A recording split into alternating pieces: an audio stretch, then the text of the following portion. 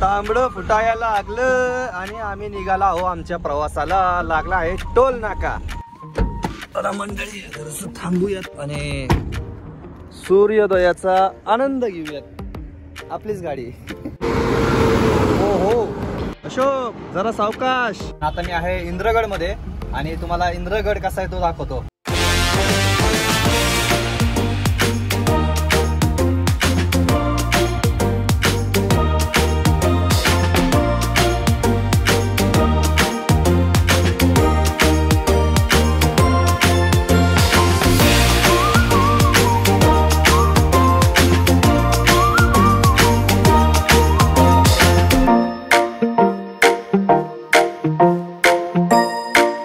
नमस्कार मंडळी, स्वागत आहे आपल्या आणखी एका नवीन व्हिडिओ मध्ये. तर फायनली आपली गाडी खाली झाल्यानंतर आपण जेवण वगैरे केलं आणि त्याच्यानंतर लगेच अशफाक भाईंचा फोन आला आणि सांगितलं की लोडिंग आहे आपल्याला इंदोर साठी. तर आता आपण आहोत नोएड्यामध्ये. तर पाहू शकता या ठिकाणी भरायला आलेलो आहे मी. कंपनी येतं नोएड्यामध्ये. काय मटेरियल नाहीये जास्त, 1 टनाच्या आतमध्येच पटकन होईल. आणि आता टाइम झालेला आहे बघा 11:47 झालेले आहेत. सकाळी निघाल्यापासून कंटिन्यू चालूच आहे गाडी. माझा विचार आहे गाडी लोडिंग झाल्यानंतर कुठेतरी मस्तपैकी आराम करायचा, झोपायचं आणि सकाळी निघायचं. प्रवास चालूच आहे आपला, त्याच्यामुळे व्हिडिओ एडिटला काही वेळ भेटलेला नाहीये मला. आपली पूर्ण सिरीज एडिट करायची राहिलेली, कदाचित तुम्ही बघितली पण असेल, पण ते अजूनपर्यंत तरी मी एडिट केलेली नाहीये. आता इंदोरची ट्रिप भरलेली, थोडस लवकर वगैरे उठून एडिटिंग वगैरे करून संध्याकाळपर्यंत इंदोरला बघूया काय होतंय. जर इकडून जर गेलो आपण कोटा मार्गे, रतलाम मार्गे, तर आपण लवकर पोहोचू इंदोरला. पण इकडून जर गेलो तर लेट होईल. आग्रा मार्गे रस्ता तिकडून एवढा काय खास नाही, अगोदर गेलेले त्याच्यामुळे माहिती आहे. कोटा मार्गे टोल जातो पण रस्ता जबरदस्त आहे. गाडी लोड झालेली आहे आणि गेटच्या बाहेर आलोय. बरोबर आता 12:15 झालेले आहेत आणि निघूयात आता पुढं. पेट्रोल पंप वगैरे काहीतरी बघूयात आणि त्या ठिकाणी जाऊन थांबूयात. आणि डिझेल बघूया किती आहेत. हा डिझेल आहे बघा, एक गाडी अजून. बघूया जिथपर्यंत जाते तिथपर्यंत जाऊन देऊ आणि मग नंतर टाकूयात.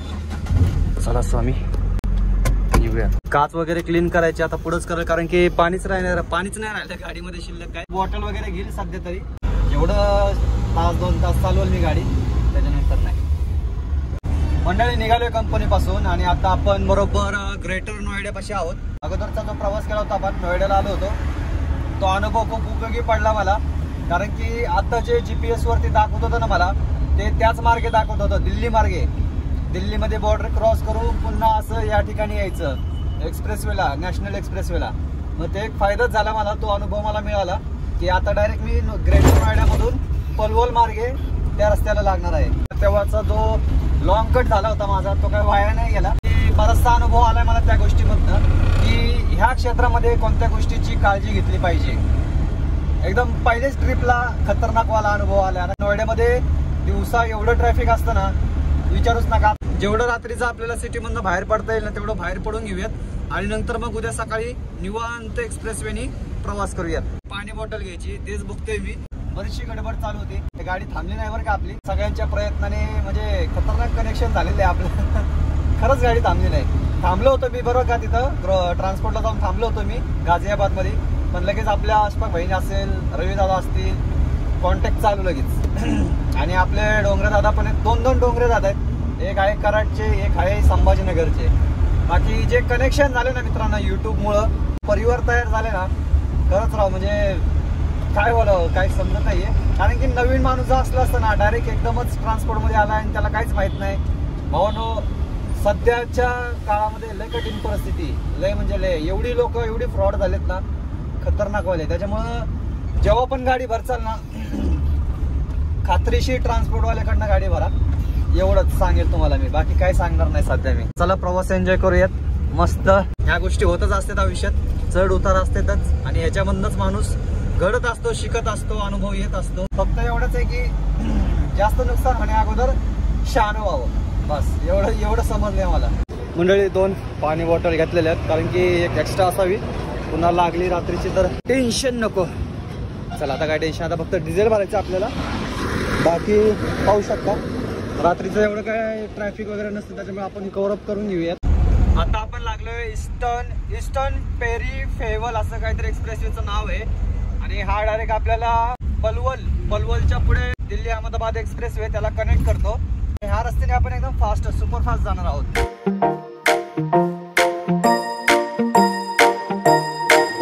2000चं टाकलंय आता डिझेल. 22 पॉईंट.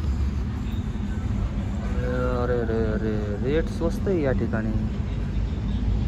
88.89.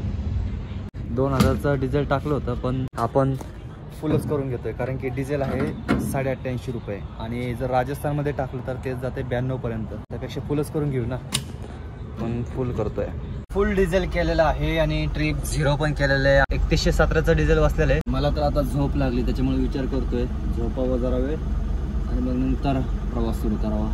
बघूया मंडळी. याच्यामधनं एक गोष्ट पण सांगायची तुम्हाला की ड्रायव्हरची लाईफ कशी असते. आता जस्ट पडलो होतो आणि आता 2 वाजलेत जवळजवळ आणि पेट्रोल पंपवाला आला आणि डायरेक्ट म्हणायला लागला गाडी दुसरीकडे घे. जो दिवसभर काम करतो, जो दिवसभर गाडी चालवतो, माझं उदाहरण नाही सांगत आहे, माझं जाऊ द्या, माझं खड्ड्यात जाऊ द्या, काही फरक पडत नाही माझं, पण एक ऍक्च्युअली मी तुम्हाला प्रेझेंट करतोय एका ड्रायव्हरची लाईफ काय असते. तर या सगळ्या गोष्टीला फेस करावं लागतं. आता तुम्ही विचार करा, जो माणूस सकाळी 6 वाजल्यापासून गाडी चालवतोय, दिवसभर गाडी चालवतोय, माल खाली करतोय, पुन्हा भरतोय, पुन्हा येऊन आराम करावा म्हणतो आणि असं डायरेक्ट येतं, दरवाजावर काच काय आपटतं आणि लगेच गाडी काढ म्हणतं, तिकडे लाव कुठंतरी.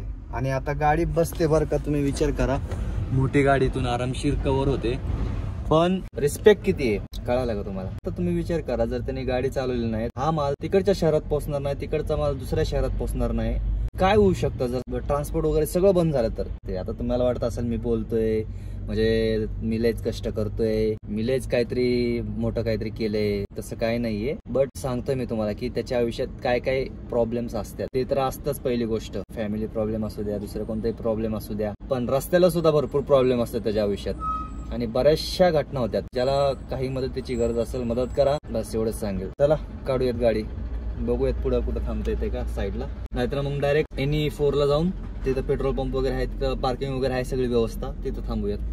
चला, जास्त मस्का नाही लावायचा आहे, हे सगळं आहे तसंच ठेवणार आहे मी. निघूयात, बघूया पुढे जागा आहे का नाही, तर मग डायरेक्ट मग तिकडं 40-50 किलोमीटर अंतर आहे, तेवढं करून थांबूयात.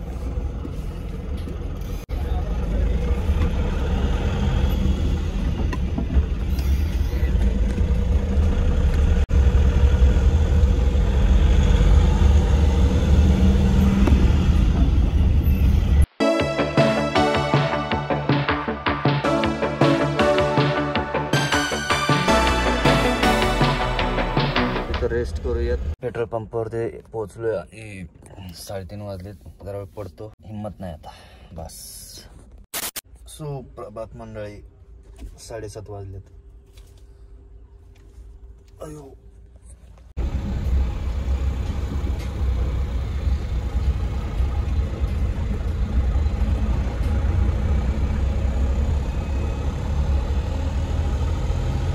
सुप्रभात मंडळी, स्वागत आहे एका नवीन दिवसामध्ये. आपण रात्री जवळजवळ 3:30 वाजता थांबलो होतो आणि आता बरोबर 7:45 वाजता आपण निघालेलोय. काय तोंड वगैरे काय दुखत नाही, डायरेक्ट निघालोय मी. बघ पुढं धाब्यावरती वगैरे थांबूयात आणि मग मस्त आंघोळ वगैरे करू. तसं काय नाही, झोप वगैरे झालेली म्हणून काय एवढं काय वाटत नाहीये आणि रस्ता चांगला असल्यामुळे तर काही विषयच नाहीये. इधर 2 पॉइंट है, उधर उस टायर में 2 पॉइंट है. नहीं इसी टायर में, जरा अच्छे से मारो. निकल तो गई देखो. अरे वो पहिले वाला ग्रीस है वो. मंडळी चहा वगैरे घेऊयात, फ्रेश होऊयात, कारण की आळस खूप आलेला आहे. कारण की जसं उठलं तसं निघालच आहे आणि आता टाइम झालाय बघा, आता झालेत बरोबर 9:15 झालेले. तर चहा बाहेरच्या साईडला असतो रोडच्या, इथे काय आतमध्ये वगैरे नसतो, कारण ह्या रोडला परवानगीच नाही. ह्या रोडला तुम्हाला स्टॉल दिसणारच नाही. जे काय आहे ते त्यांच्या प्रायव्हेट जमिनीमध्ये, म्हणजे त्यांच्या जमिनीमध्ये करतात. हॉटेल वगैरे दाखवतो मी तुम्हाला आता. चला कंटिन्यू ड्रायव्हिंग करून हालत बघा कशी होती. आपल्याला पण फ्रेश व्हायचंय. आता इथं मी सवाई माधवपूर पाशी, तेव्हा बघूया ढाबा वगैरे आणि गाडी सुद्धा धुवून घेऊयात, एकदम चकाचक करूयात.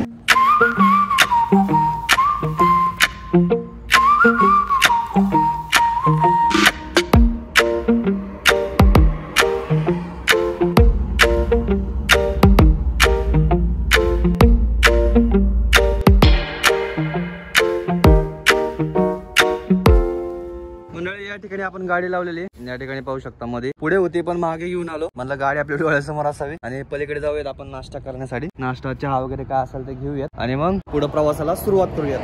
चला, ही त्यांची जमीन असते, जमिनीमध्ये घर वगैरे समोरच शेती असते आणि शेतीच्या इथेच बघा बाज पण टाकलेली बसण्यासाठी स्पेशल. आणि आपल्या गाड्या तिकडे लागतात पलीकडे रोड वरती. तिथून मग या ठिकाणी चहा वगैरे नाश्ता करायला सगळे ड्रायव्हर वगैरे येतात. असा विषय असतो इकडे. एक्सप्रेस वे झालं, पुन्हा जो आग्रा हायवे त्या ठिकाणी पण तसंच आहे. ओके, तर मंडळी या नाश्ता करायला मस्त आपण भजी घेतलेले आहेत. ड्रायव्हर मंडळी बसलेली, नाश्ता करूयात आणि निघूयात. अजून 140 किलोमीटर एक्सप्रेस वे. त्याच्यानंतर मग आंघोळीसाठी वगैरे थांबूयात आणि गाडी वगैरे चांगली स्वच्छ करून घेऊयात. आता काय थांबायला नको कुठं, कारण पुढे काय भेटलं नसतं. काय असंच ढाबा भेटतो, असं सगळं खायला भेटतं, नाही तर काय भेटत नाही. मग अशा रोडला सगळं क्लीन करायचं, सगळं एकदम स्वच्छ करून टाकायचं. मंडळी निघूयात. मस्त नाश्ता झालाय फटाफट. बघा किती गाड्या थांबतात, पिकअप बघा किती लोड भरलाय याच्यात. चला, थोडीशी वाटत असतील झोपेत, कारण की रात्रीची काही एवढी झोप झालेली नाही त्याच्यामुळं. पण काय हरकत नाही, कव्हर करूया चला. आणि मंडळी हा रोड मला खूप आवडतो बरं का. एक तर रिकामा असतो आणि त्याच्यामध्ये जे झाड आहेत ना ती भारी, म्हणजे एकदम भारी वाटतं बघायला, माहिती आहे का. आणि सकाळ सकाळी तर विषयच वेगळा, इकडचा नादच नाही करायचा. मंडळी शेती बघा इकडची काय बरे, ट्रॅक्टरवर मस्त कार्यक्रम चाललाय. मंडळी मस्त असा नजारा दिसलाय, त्याच्यामुळे थांबतोय आपण. दाखवतो तुम्हाला काय सीन काय कसं आहे. अरे बापरे, एवढ्या सगळ्या ह्याच्यामध्ये इथंच पाणी आहे फक्त. बघा किती लांब पर्यंत आहे बघा ना. हीच तर खरी मजा आहे प्रवासाची. असं सगळं पाहायला भेटतं, असं सगळं एन्जॉय करायला भेटतं आणि त्याच्याबरोबर हाल पण असतात. सगळंच एका ठिकाणी नाही मिळत. आनंद पण मिळतो, हाल पण होत्यात, सगळं काय होतं. बरंचसं काम करायचंय गाडीचं अजून मला. काय झालं ते स्टेअरिंग हार्ड जात होतं. गंधार भाऊंनी आपला प्रॉब्लेम सॉल्व्ह केला होता जरासा. पॉवर स्टेअरिंगचं जे ऑइल आहे ते झाकण उघडलं आणि त्याच्यामधलं एअर काढलं, तेव्हा एकदम व्यवस्थित चाललं होतं. थोडंसं नॉर्मली मला वाटतंय अजून. बघूया पुढं काय, तिकडं काय गडबडीमध्ये गॅरेज वगैरे काय जाणं झालंच नाही. तर जाता जाता रस्त्याला बघूया कुठं भेटतंय का काय, ते करून घेऊयात पहिलं, कारण की परत मध्ये प्रॉब्लेम नको. पण नजारा बघा काय सीन आहे का नाही. आणि मध्ये अशी बोट वगैरे घेऊन जाता आली तर मस्त सीन आहे. मध्ये झाडं वगैरे पण आहेत आणि त्याच्यामुळे बघायला पण बघा ना किती भारी वाटतंय.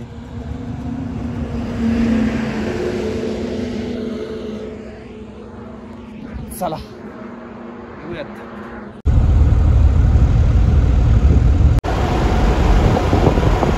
अजून एक नदी दाखवतो तुम्हाला, बनास नदी. जाताना काय झालं, ते कस्टमर होतं बरोबर, त्याच्यामुळे जाऊ द्या, द्यावशी सोडून. कशी आहे, आपण राजस्थान मध्ये आहोत का हरियाणा मध्ये आहोत काय कळत नाही बाबा. मला वाटतं राजस्थान मध्येच आहे, कारण की हे जे वाळू आहे ते बहुतेक राजस्थान मध्येच भेटत बरोबर. राजस्थान, कारण की आपण आता सवाई माधोपूरच्या जवळ आलेलो आहे, त्याच्यामुळे आपण राजस्थान मध्ये आहोत. आणि ही बनास नदी आहे, पाहू शकता. आणि मला एक गोष्ट कळत नाही, तो पोरगा तिथं गेला कस काय ते बघा.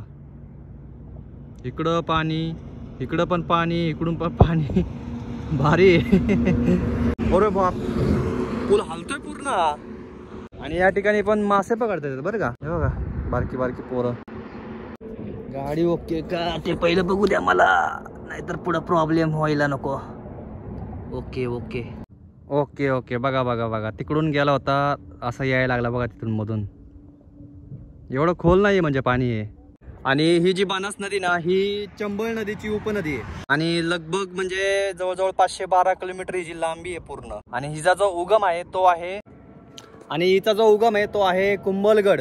कुंभलगड म्हणून गाव आहे. आणि तिथून काय काय म्हणतात त्याला, हिचा जो उगम आहे तो कुंभलगड मधील जे खमनोर असंच काहीतरी खमनोर डोंगर रांग आहेत, तिथून हिचा उगम आहे. ये होता है असली मजा जर्नी का, ट्रॅव्हल का, प्रवास का. मराठी बोलायचं म्हणजे आपल्याला. आता पोहोचलोच आपण. आता जवळजवळ लगभग 30 किलोमीटर नंतर आपण एक्झिट करतोय. 30 किलोमीटर नंतर आपण एक्झिट करतोय, जे की सवाई माधोपूर. आपण ते पाहिलं असेल तुम्ही मधला रस्ता वगैरे त्या ठिकाणी. आणि विचार करतोय आंघोळ करावी, कारण बापरे काय हालत झाली खराब, डोळे. चला चांगलं काम चाललंय यांचं दोघांचं, कार्यकर्त्यांचं. ओके बाबा, काढला हँड ब्रेक, नको ओरडू. चला निघूयात.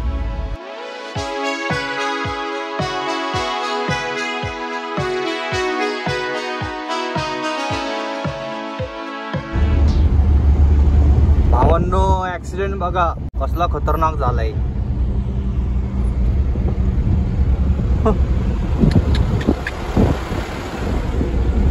डायरेक्ट जाग्यावर. टोल नाका क्रॉस केल्यानंतर आपण पुढे गावामध्ये येतो. म्हणजे सिंगल रोड चालू होतो. ठिकाणी ढाबा होता या ठिकाणी. जरा म्हणलं गाडी वगैरे पण धुवून घेऊया. व्यवस्थित सुंदर अशी गाडी एकदम चमकून टाकतो. त्याच्यानंतर आंघोळ करतो आणि मग जेवण करतो. चला फटाफट आंघोळ करून घेतो. सॉरी आंघोळ नाही, पहिलं गाडीला आंघोळ घालतो मग भेटूयात.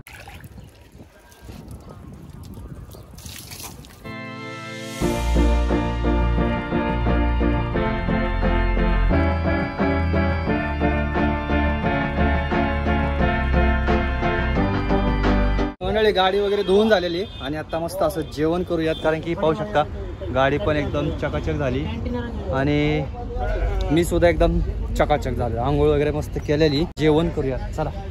या मंडळी जेवायला मस्त अशी शेव टमाटर आणि तवा रोटी घेतलेली. मस्त जेवण करूयात आणि मग पुढचा प्रवास सुरू करूयात.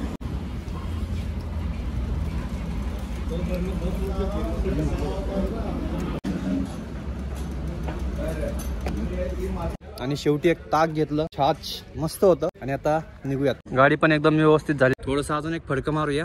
गाई रे गाई जरा बाजू से चल रे गाई, बीच में से मत चल रे गाई. गाई बैल सब चल रहे एक साथ.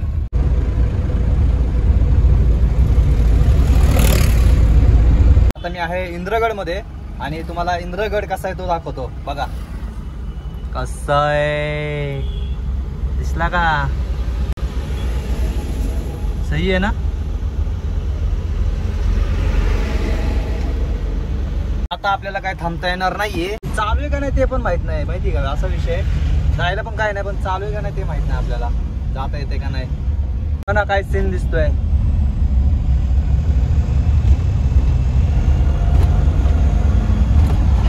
इथून पण दिसतंय बघा.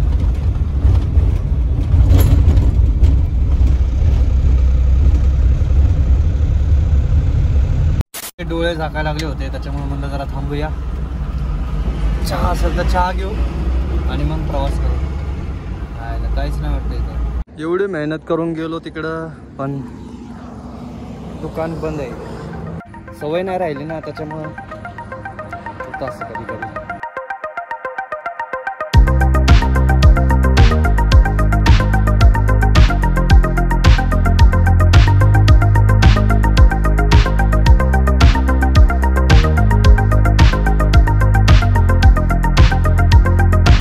आपण जेचत पाशी आहोत. म्हणजे जो की आपला शेवटचा आता यांनी सुरू होतोय नॅशनल एक्सप्रेस वे, जो की डायरेक्ट आता रतलाम पर्यंत जातो. हे बघा इथं टोल. तर त्याच्या आधी म्हणलं जरासा चहा वगैरे काय घ्यायचं असेल तर घेऊया.